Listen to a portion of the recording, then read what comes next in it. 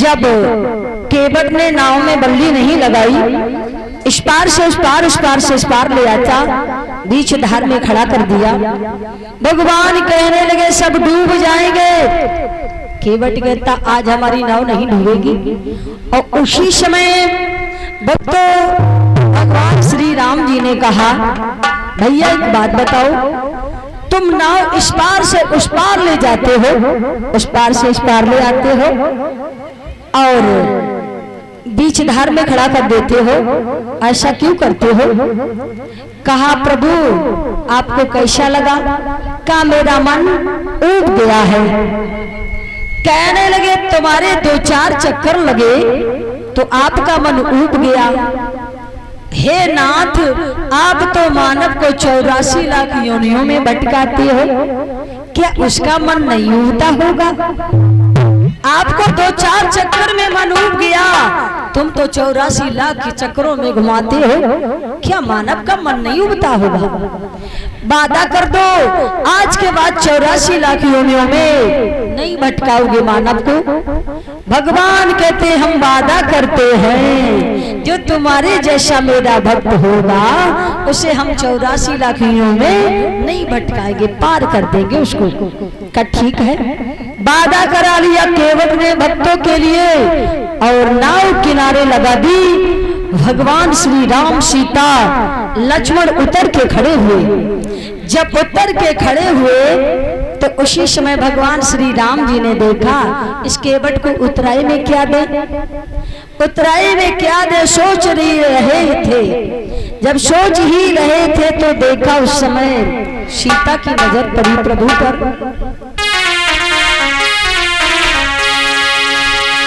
कितनी यही शिया जानन हारी, मन मोदरी मन मुझते उतारी।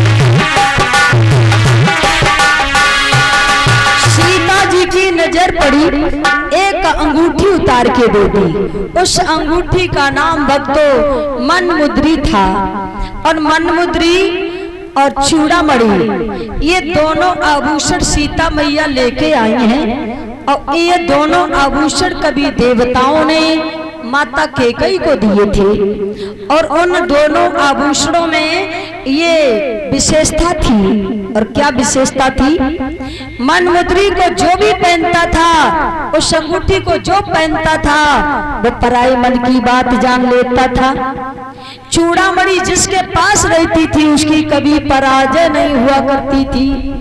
ये दोनों आभूषण देवताओं ने सीता की माता उस समय कैकेयी को दिए थे और कैकेयी ने पहली बार मुखार बिंद देखा था सीता का, तो ये दोनों आभूषण दान में दिए थे। मैया सीता सारे आभूषण छोड़ के आई थी, ये चूड़ामणि और अंगूठी लेके आई थी। अंगूठी देनी चाहिए केवट को। केवट कहने लगा प्रभु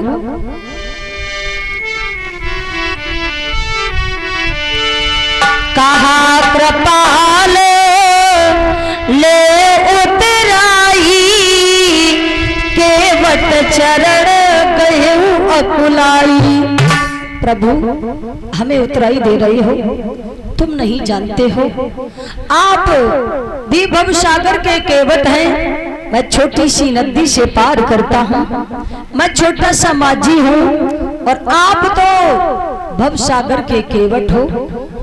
आज आपके पास उतराई देने को है तो दे रहे हो, हमारे पास उतराई नहीं हुई तो हम तो वहीं खड़े रहेंगे। इसलिए वैसे भी एक मल्लाह दूसरे मल्लाह से मल्लाही नहीं लेता है। मजदूर कहीं मजदूरों से क्या मजदूरी लेते हैं। और वैसे भी आपके पास उतराई है, हमारे पास नहीं हुई तो मैं भवसागर पार कैसे करेगी। इसलिए नाथ हमें कुछ नहीं चाहिए। भगवान कहते मल्लाह की मल्लाही रखी नहीं जाती, ले लो भैया। केवट कहते नहीं प्रभु हमें कुछ नहीं चाहिए। क्या चाहिए कि चरण कमलों की रज चाहिए, चरण कमलों की रज चाहिए, ना चाहिए नाथ उतराई।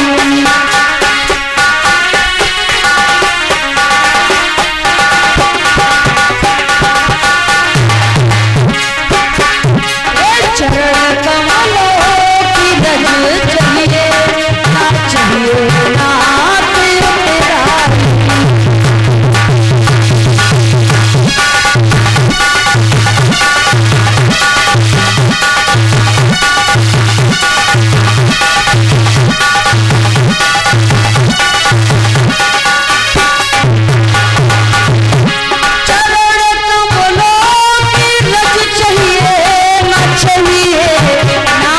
उतराई।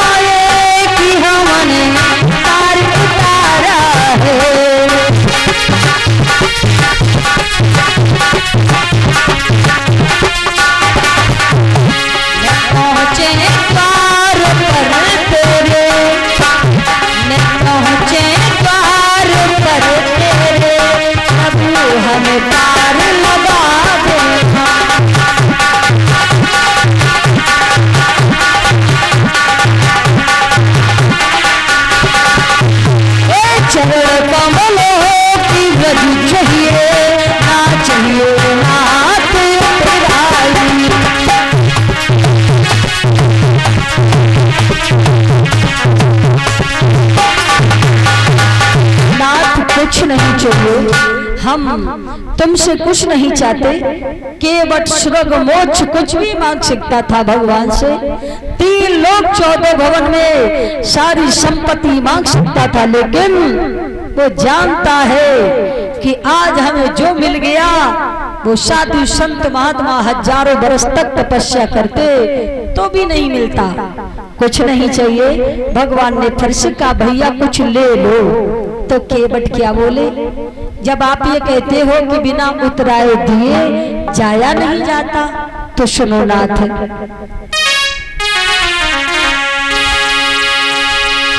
फिर दीदार नाथ जो देवा, असोई प्रसाद हम शर धर लेवा। असोई प्रसाद हम शर धर लेवा।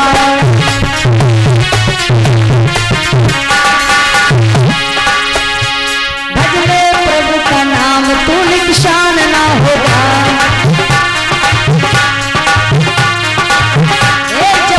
हरि का नाम तू निशान ना होगा।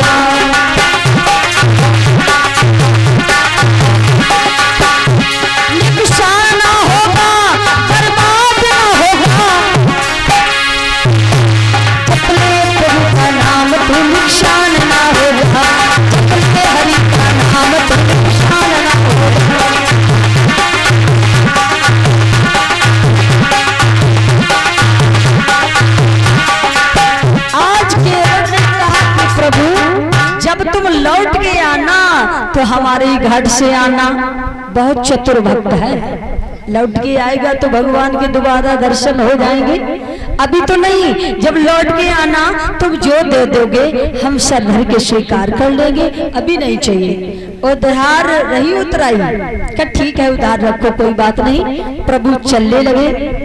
गंगा मैया की सीता मैया ने पूजा की और कहा है गंगा मैया हम 3 जा रहे हैं, 3 लौट के आए। और आज देखा गंगा मैया की पूजा करके मैया सीता उस समय पहुंच गई। देखा है मंदाकिनी को पार किया है और चित्रकूट में पहुंच गई। उस समय भगवान श्री राम चित्रकूट में ठहरे हैं। समस्त संतों को पता लगा भगवान को देखने के लिए, उनके दर्शन करने के लिए भीड़ उमड़ने लगी भक्तों। तो भगवान सबको, जितने भी महात्मा आते हैं सबको दंडवत प्रणाम करते हैं। लक्ष्मण के मन में उथल पुथल होने लगी, ये कैसा भगवान है?